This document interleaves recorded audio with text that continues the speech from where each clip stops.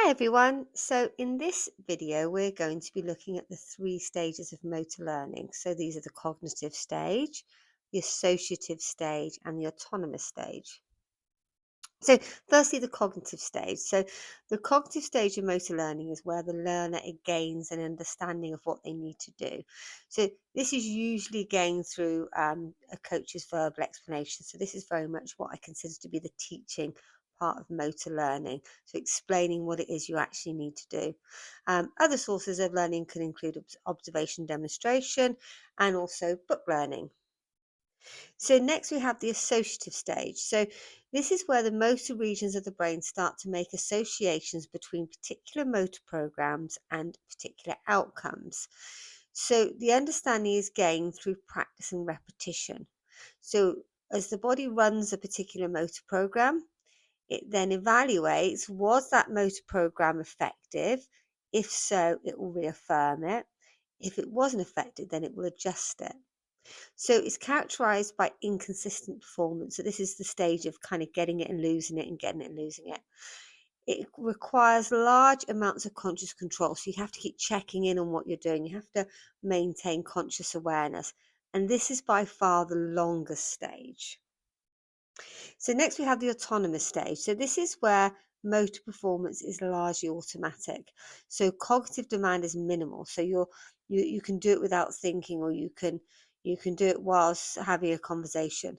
It's characterized by consistent, fluent performance, and it's a result of much time and practice. And this is the stage we really want to be in when we're competing, because this is where performance is at its most fluent.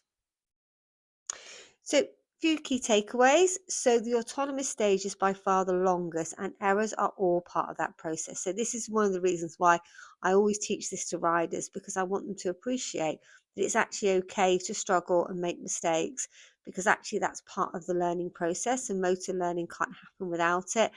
And it's extremely rare that somebody gets taught something and they can do it straight away. Even if you have an explicit um, like an understanding of the process. You could learn from explanation or from a book. It doesn't necessarily mean that you have the established motor program. That takes more time. So aim for conscious awareness when looking to fine tune technique, but autonomous when competing. So again, I always say to riders, you should have like a training brain and a competition brain, because if you want to improve technique, you have to bring it back into conscious awareness. You have to get noticing. Unfortunately, this does make it a little bit less fluent and a little bit clunky. So when you're competing, you want to compete autonomously. So if I'm working with riders and they have a competition the next day, then I don't expect them to break down their skill. I expect them instead to chunk it up and just focus on their test riding.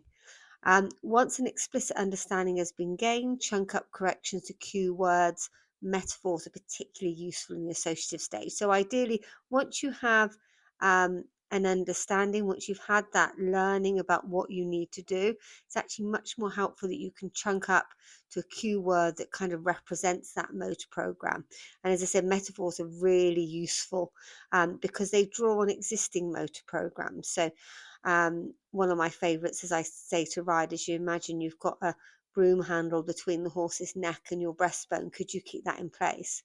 Um, in terms of metaphors, I think Mary Wanless and Sally Swift, fantastic for metaphors. So seek them out because they are awesome when it comes to motor learning.